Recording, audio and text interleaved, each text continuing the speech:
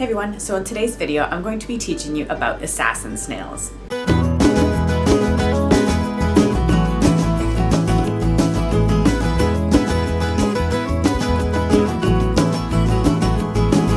My channel is primarily about betta care, but snails are actually a very common tank mate to have with a betta, so I thought you guys might want to know a little bit more about them.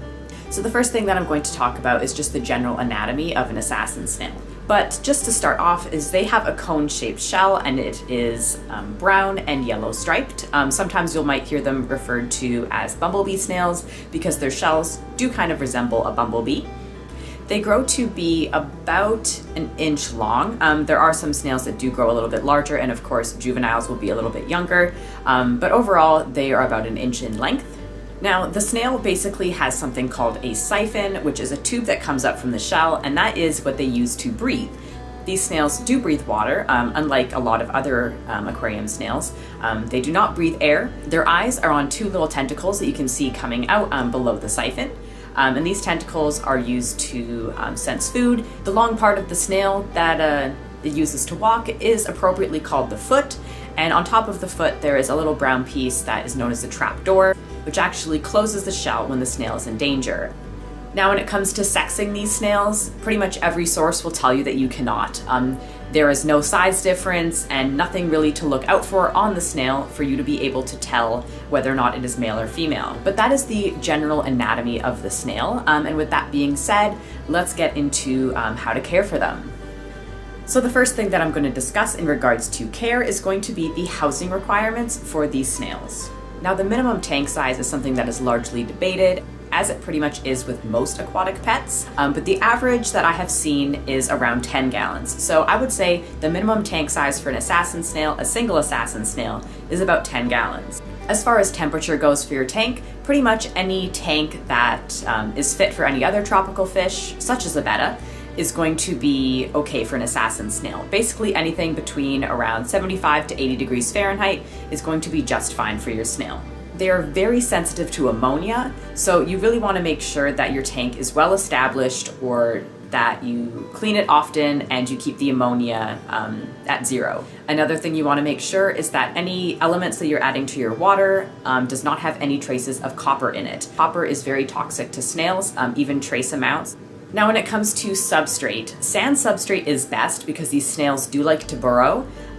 Basically, they burrow under the substrate and then they can catch prey by just hiding and then ambushing on them.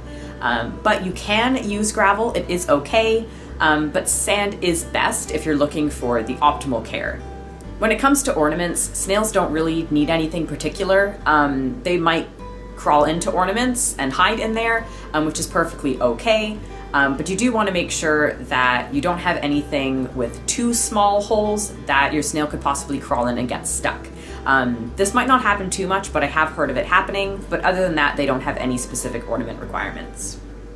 Now, as far as tank mates, assassin snails can be kept in large groups, and they can also be kept solo. They're pretty independent snails, so if there's another one in the tank, they won't really pay attention to it. Getting another one isn't really going to mean that it's going to have a buddy. They're pretty compatible with most fish. You don't really have to worry about anything happening as far as fish.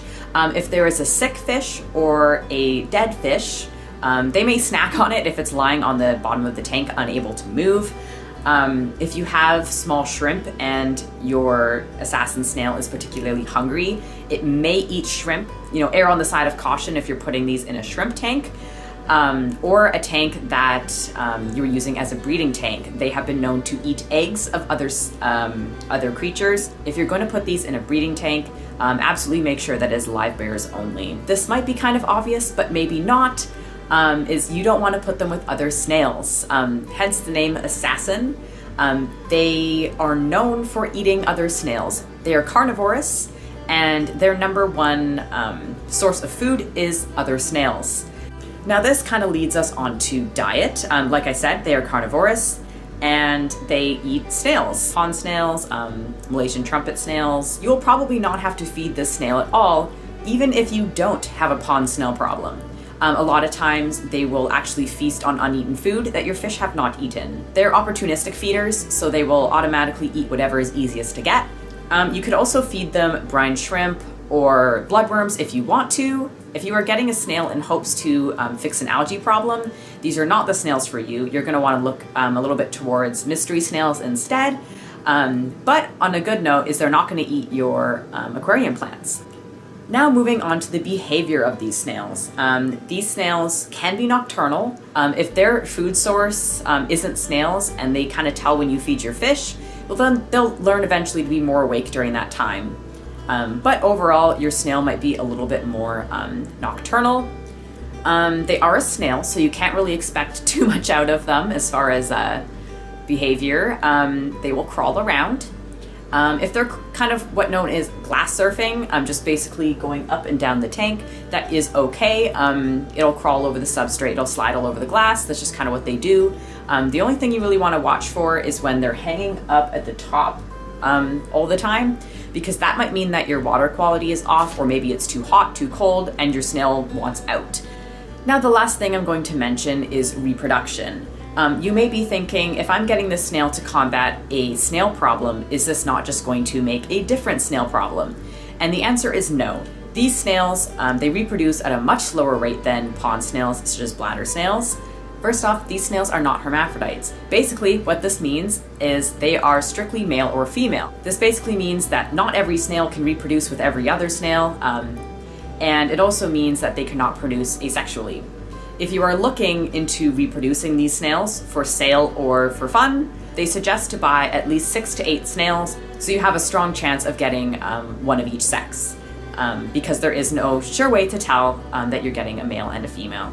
They will lay their eggs on pretty much anything, but when the baby snails hatch, they will generally go to the substrate where they mature, sometimes for as long as 3 months, and then they will come up out of the substrate. It will take a very long time before you see baby snails. The average lifespan of these snails is about 2 years. So those are all of the care facts and tips that I have come across while I was researching how to take care of an assassin snail. So I hope you found this video helpful in learning how to take care of an assassin snail.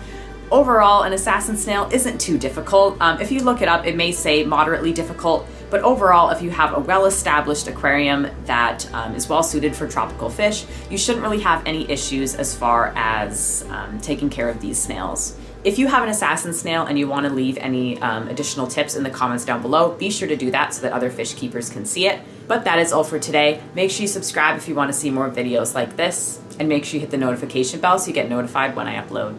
But that's all for today. Thank you so much for watching, and I hope to see you again soon. Bye, guys.